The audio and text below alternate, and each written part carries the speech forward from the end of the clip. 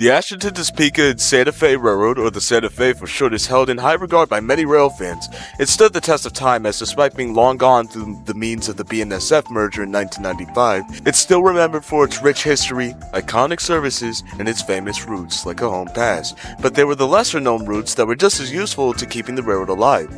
Well, I wouldn't say lesser known since the line literally went through Topeka, but it's still overlooked. Right outside the yard in Topeka stood a bridge going over the Kaw River, which has existed since the inception of the railroad in the 1880s. It's still standing today. However, its existence hasn't exactly been all peaches and cream. The 1951 flood in Kansas was one of the most devastating natural disasters in the state's history, resulting in significant loss of life, extensive property damage, and lasting changes in flood management practices. This flood ended up directly affecting the ATSF and its bridge, but it did at least highlight the need for improved flood management and infrastructure.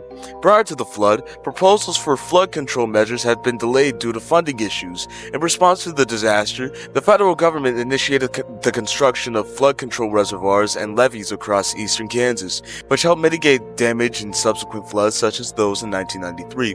But the bridge was about to go, and the Santa Fe needed a solution fast. So on July 14, 1951, when the flow was at its peak, the yard manager ordered several steam locomotives to be moved from the deadline and placed on the bridge to stop a washout from happening. 3 of these engines would end up holding some significance at the end.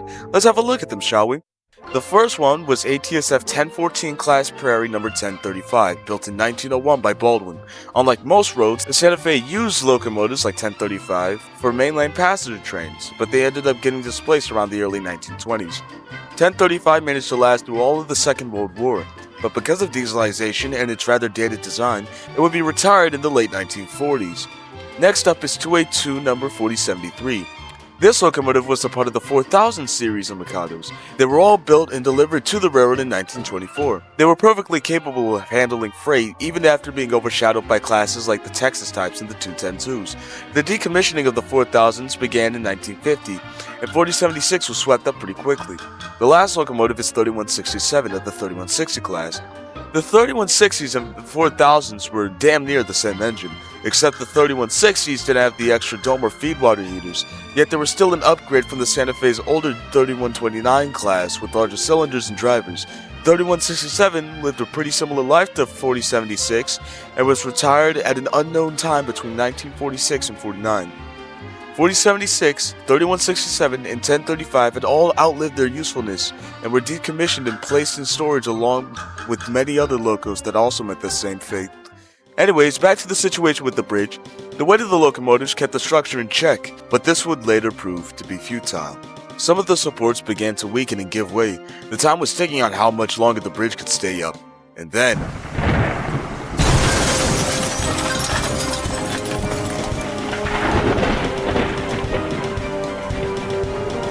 all 3 fell into the murky depths below. After the flood, the bridge supports were replaced and the train started running over it again soon afterwards. However, none of the 3 locomotives that fell into the river were ever recovered. And the reasoning behind that was pretty simple.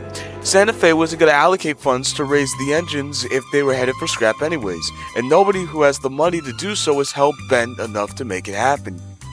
Rail fans still speculate that 4076 is preserved in almost mint condition under the riverbanks. This hasn't been proven and most likely won't be since the flood probably carried the engine to an unknown location downstream. In 1956, an especially dry season had befallen the Kaw, and the river level got real low. So low that both 3167 and 1035 were visible. Both of them were miles apart from each other, but they didn't stray too far from where they fell in. But instead of having the locomotives recovered, the Santa Fe instead instructed the work crews to use them for spare parts and leave the stuff they had no use for. Personally, I want 4076 to be raised from the river just to see what state it's in. There's no surviving ATSF Mikados left, and for this one to be found and restored, even cosmetically for closure's sake, would be cool. This is Fred Thurman signing off, but before we go,